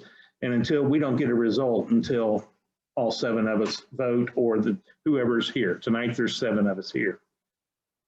So again, that was the reminder that they took, was that the administration is hired to do the day-to-day operations of the district, and that we provide them with enough grace and enough latitude to run the district as they see fit. That's why they were hired to those positions. Going to my opinion on this, I think that no matter what we do, it's going to be tougher than what we're doing right now. I will honestly say I have not liked the virtual Wednesday since the beginning. And I've told you that since September or August when we started. I've heard the reasons for it. I understand. But if we're going to start taking steps, to me, the virtual Wednesday will be the first small step that we take to put kids back in. If it's the hybrid, it goes, on the current schedule, green, white, green, white, green. The next week it would be, somehow that area, if they moved it to Friday, so every other week, the alternating was a Friday instead of a Wednesday to keep it sequential. I don't know, but I understand it's going to be tough, but anything we do is going to be tough moving here forward, whether it's on the staff. But I think the key thing is again, what we've said since the beginning, getting kids back in the buildings. Our elementary is 100%. Our secondaries are hybrid. The hybrid has worked for what we have been through, where we have been at. Do I think actually, to putting a hybrid Wednesday or a hybrid Friday and putting the kids in one more day every other week wouldn't be a lot, but it would be a step. And again, those steps are going to be difficult for somebody, the staff, the administration, you know, it might be difficult for the students, but it is a step. It is a starting place. And that's kind of my opinion as far as if we're going to start somewhere to utilize that extra day a week. Not everybody will agree with my opinion, but unfortunately, that's the nice thing about opinions, is that we can all still get along. We may not share the same opinion, but who, you know, we always just don't agree. So that's, I mean, again, the board is here to govern and not to make the day-to-day decisions. And I think from the beginning, we've given the administration the latitude to do as they see fit with guidance from the board. And that's, that answers your question. Kind of, yeah. I was just trying to decide if making a motion, and I've seen the other boards voting on it, you know, 7-0 or whatever, but I just don't know that it's appropriate in our situation. And I'm with Denny. I would rather see the transition day come sooner than later, the transition step, if it's moving 3 days a week, 4 days a week. But again, I really want to get the teachers vaccinated first. And until we get to that step, I don't know that I would be comfortable recommending that we move forward. So I got to ask the question then, what is the info/action piece of what we're doing? I can answer that as having set or Donna and I set the agenda up. In case you decided to take action, I mean, you have the authority to do that as a board. So indirectly, and I'm not by any means am I saying I want to control your timeline or how you adjust or set up your schedule and the process in which you manage that. I would much rather have a collective decision so you can work off on feedback on, do we want to increase something to the vagueness of one more contact day a week? And that's the motion I would make. Do we want to move forward with adding an additional contact day and let our administration, teachers, and school district figure out what that looks like in terms of an operational process? I am comfortable making that motion, but I want to make sure I'm following etiquette because this is unprecedented. I don't know. Here's my opinion on that. Anything we do is going to be an adjustment. The high school administration, the high school staff, everybody will need an opportunity to adjust. I mean, we can't just say tonight, Green's going to school tomorrow. And, understood. You know, so I think our next meeting would be February 17th. I think that's 2 weeks from tomorrow will be our next formal business meeting. I don't know if that would give you enough time to work with the administration, you know, that if we do want to start trying to move forward with the step. However, that's see, but I would ask that if you're going to have those meetings with the administrators, you know, that hopefully by our meeting on the 17th, we might have an idea of what that step was that they agreed upon and a start date that we could look at, you know, taking the next step. So for the teachers that responded, they won't take the vaccine, and we're basing on going back on teacher vaccinations. What are the plan for those kind of teachers who don't want to take the vaccination? You have a really thick mask on. I can't.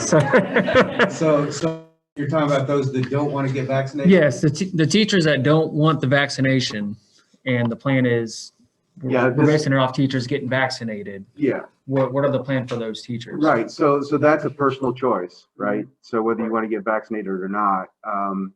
So my desire to provide our staff that does want to get vaccinated that opportunity, then they have an opportunity to get protected before making a move like this. So if you don't want to get protected, then that's a personal choice, and you know then we move forward.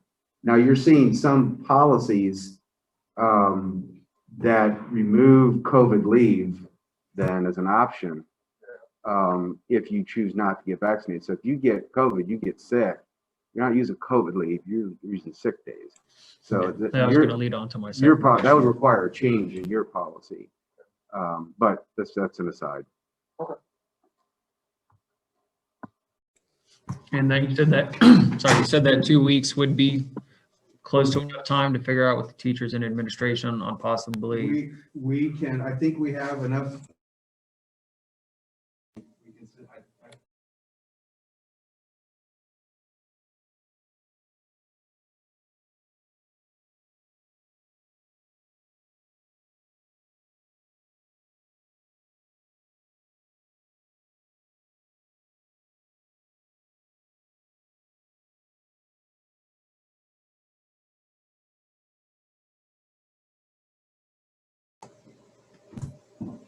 I think that was wise, Denny.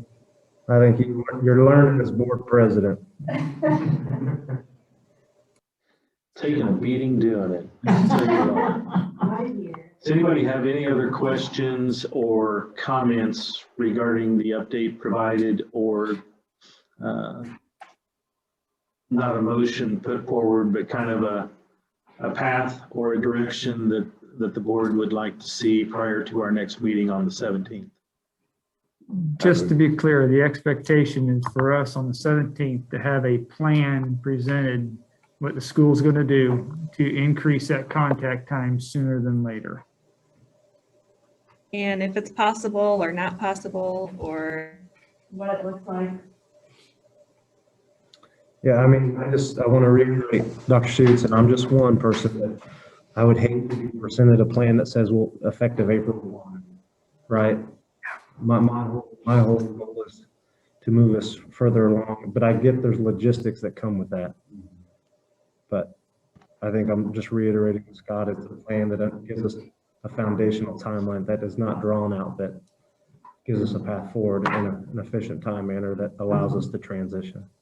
Well, here's one thing I want to look at was we're talking about the start of fourth quarter on March 22nd, but we've also got spring break that week prior. So that gives us, 7, possibly 8 days there of, if anything happens, say we did take that next step, March 1, and went 2 weeks with the half step, or, we're confusing small steps and half steps, but it gave us a week in there, and that if we did have to quarantine a large group, unfortunately, it was across spring break. I didn't want to miss Christmas or New Year's with my family, but I did. And I just think that we've got opportunities in the schedule to make things work to our advantage as far as taking those steps, that if we were to take that, couple of weeks and add that 5th day or the 3rd day of contact in there, and then possibly, look at it, adding the 2 100% days for a couple of weeks prior to spring break and see how that went. And then, we come back from spring break and start the fourth quarter. Who knows? We may have the vaccines in place. We may be ready to go 4 or even 5 days a week, 100%. But that would be there at that start of that quarter that I think we would want to do that for the virtual versus the hybrid students that would want to change. I think that's what was said earlier, that they would allow us mid-semester or at the quarter to make those changes to the student schedule. So, if we plan on getting back in school by the end of the year, 100%, that would, to me, would be a place to do it, would be at the quarter, and get us on the right path towards starting the 2021-2022 school year 100% in person and ready to move forward. So you're suggesting to do a trial run prior to spring break, and if things look good, possibly look at going full time at fourth quarter? Is that what you're saying? It's an option. That's a possibility. And I'm, like I said, I'm voicing my thoughts on taking a couple of steps. One would be adding the 3rd day. The next one would be changing it to 100% days. But those transitions are, again, going to be tough. But I think having the plan would make it a little bit easier. This is what's coming. This is what we're going to try. And, that falls in place as well with the, possible vaccination dates that Dr. Schutz provided. If that happens, I think we would have a hard time looking at the 100% without, without the vaccinations of the teachers that wanted to have it. But it's still, it's a plan. That's what I know. A lot of people that we've done as a board, we've done a much better job in the past couple of weeks of sharing the information that we're getting. I have no issues with what everybody has shared. I think we've all seen the comments, pro and con, to what our community members are saying. And I think a lot of them just want a plan. A lot of them want what they want tomorrow, but I don't think that's feasible or fair to the staff. And I think having a plan in place and moving that direction would make the most sense.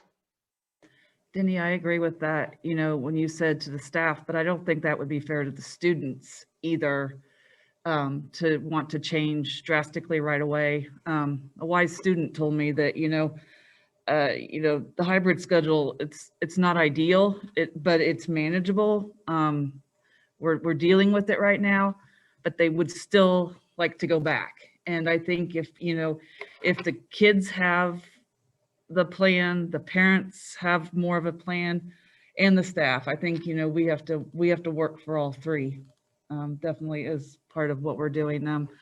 I'm agreeing with your ideas, Denny, that, maybe we do start back with one day and then move on. But I would hope by, our next meeting that we could have ideas presented to us. Yeah.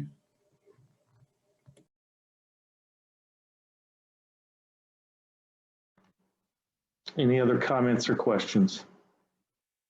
Yeah, just a couple.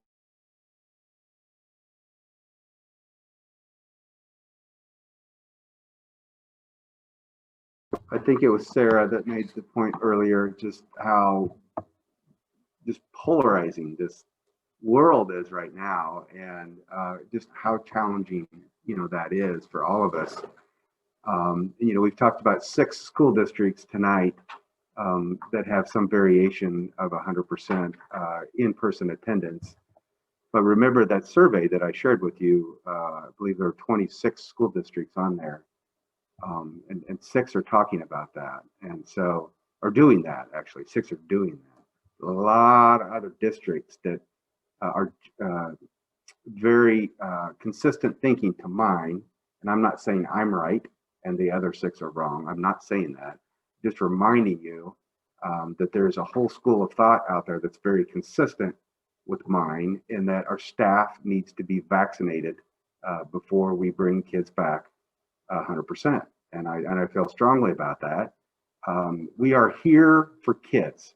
That's why we exist. That is our purpose. That's why you come to these meetings. That's why you were elected. We're here for kids. If we didn't have the kids, I wouldn't have a job, right? If we don't have teachers, we don't have a school system. And so we have to remember that they're the ones in the trenches, and we have to protect them as best we can and provide those opportunities for them to be vaccinated, because they have a job and they don't have a choice. And if you tell them you've got to come to work and they're not yet vaccinated, it's going to put some people in really difficult positions. Now remember, this vaccine, this virus does kill people. You need to remember that this does kill people. I know people in this room that have been to funerals of people that have died of COVID. Some people know multiple people that have died of COVID. So just, this is not just, you're in bed sick for a couple of days for everybody. This is a killer virus.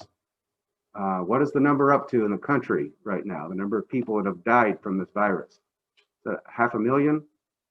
This is not the flu. So I beg you to allow our staff to get vaccinated before we make significant moves. Thank you. Yeah, I totally agree with you there. I don't even think it's, in my mind, it's not a question. We can't do full-time without the staff being vaccinated. I think it would be nice to have a plan in place, so when we know the vaccines are coming, then we can get prepared. And I would like to know from the staff, if we decide, okay, on March 22nd, we're going to try to go back 4 days a week.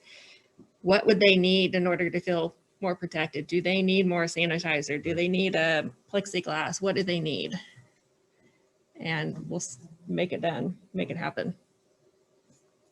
And I would ask Dr. Schutz, in your mind, what is that significant step? Is that adding a day? Is that too much in your opinion? Or is it full time? No, I think anything that's 100% attendance right now is a very significant step. Okay. So we can add time. There are ways we can add time. There's cost to those ways, but we need to work through those collaboratively as an administration and with our staff. So anything that would be 100% attendance is very significant. Thank you.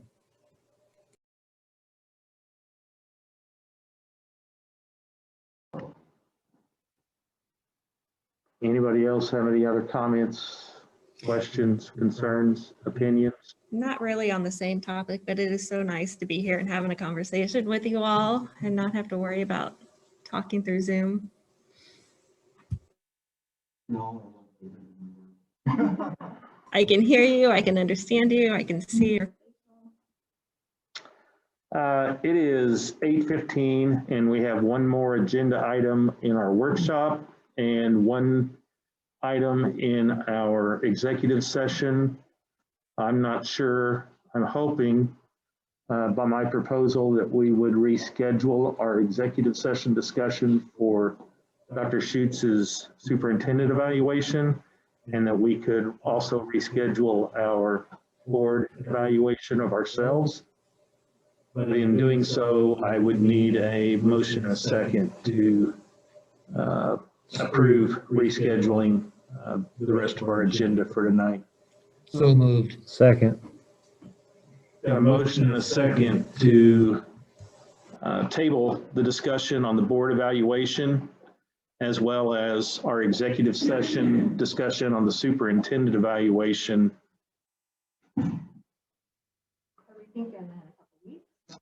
Well, we would just have to look at the schedule, and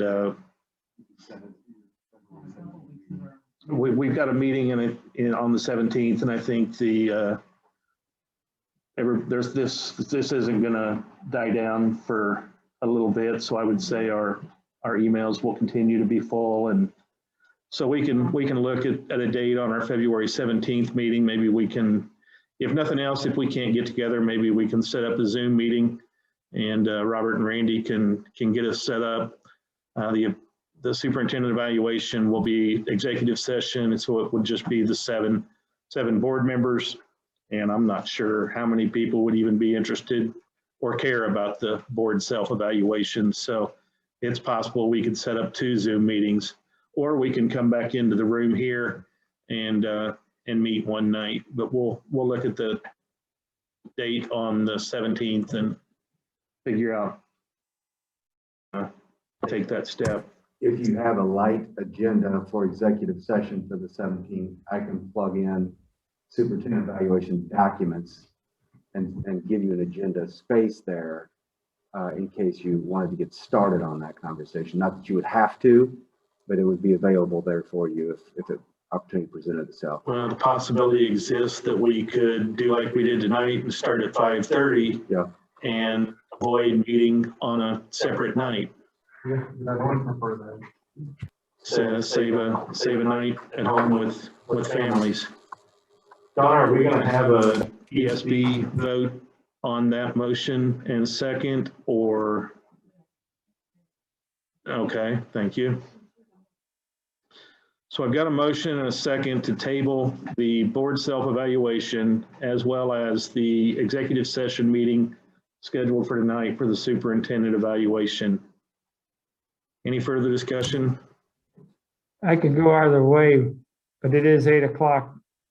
How long do you think the board evaluation will take? Never sat through one. Is this a 2-hour thing? Is it a 1-hour thing? Usually 45 minutes to an hour, probably. It just depends on how many questions we have, how many discrepancies there were in the evaluation. You know, if we had 5 or 6 items that, you know, we can choose talk about as much as we wanted, or we can choose to talk as little as we want about it. It just kind of depends on what everybody thought of the tool. And discussion of the questions that where we've been and agreed.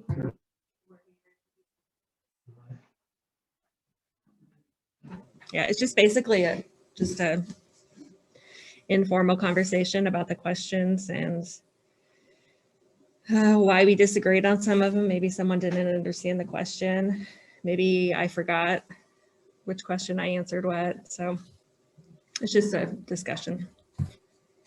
Yeah, I can really go either way, but if people want to stick around for 45.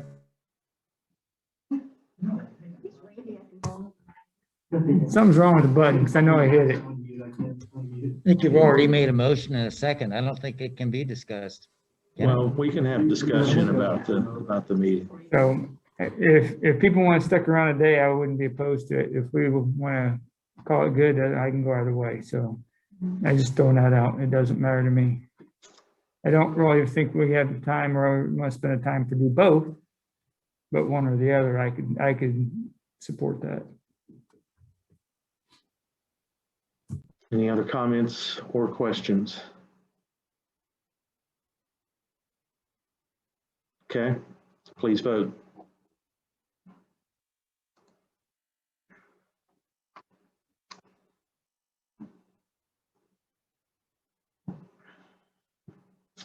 Okay, motion passes. So we will try to work on rescheduling the executive session. We'll see what the schedule looks like for our meeting on the 17th as far as executive session. If it looks like it's going to be the full hour, you know, I don't know that a half hour would be long enough. It might get us started, but so any other comments or questions before we adjourn? I would accept a motion and a second to adjourn our workshop. So moved. Second. Got a motion and a second to adjourn our workshop. Please vote.